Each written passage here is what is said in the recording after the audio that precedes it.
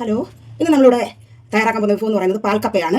അതിനുവേണ്ടി എല്ലാം റെഡിയാക്കി വെച്ചിട്ടുണ്ട്. ഇനി വെള്ളം ഒഴിച്ച് കപ്പ വേവിക്കാൻ വേണ്ടി നമ്മൾ അടുപ്പിലോട്ട് വെക്കുകയാണ്. ഈ പരുവത്തിൽ അരിയണം. ഒത്തിരി അങ്ങ് ചെറുതായി പോയാൽ കുഴഞ്ഞു പോകും. അപ്പോൾ ഇനി അടുപ്പിലോട്ട് വെക്കാം. കപ്പ തിളച്ചിട്ടുണ്ട്. ഇനി നമ്മൾ ആവശ്യത്തിന് ഉപ്പിട്ട് കൊടുക്കണം. ഞാൻ ഒരു കപ്പയാണ് എടുത്തിരിക്കുന്നത്. അതനുസരിച്ചുള്ള ഉപ്പ് നമ്മൾ ചേർത്ത് കൊടുക്കണം.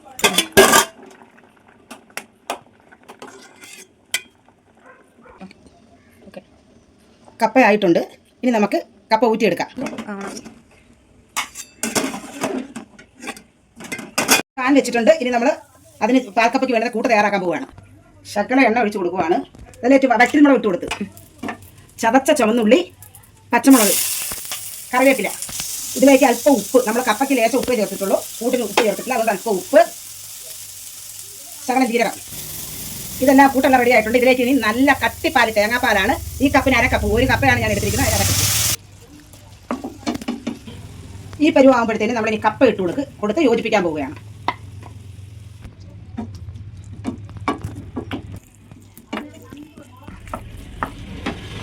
കറക്റ്റ് പരുവായിട്ടുണ്ട്. ഇനി നമുക്ക് വാങ്ങാം. വളരെ രുചികരമായ പാൽക്കപ്പ റെഡി ആയിട്ടുണ്ട്. നിങ്ങളെല്ലാം ട്രൈ ചെയ്യുമെന്ന് വിശ്വസിക്കുന്നു. ഇനി കാണും വരെയും ബൈ ബൈ.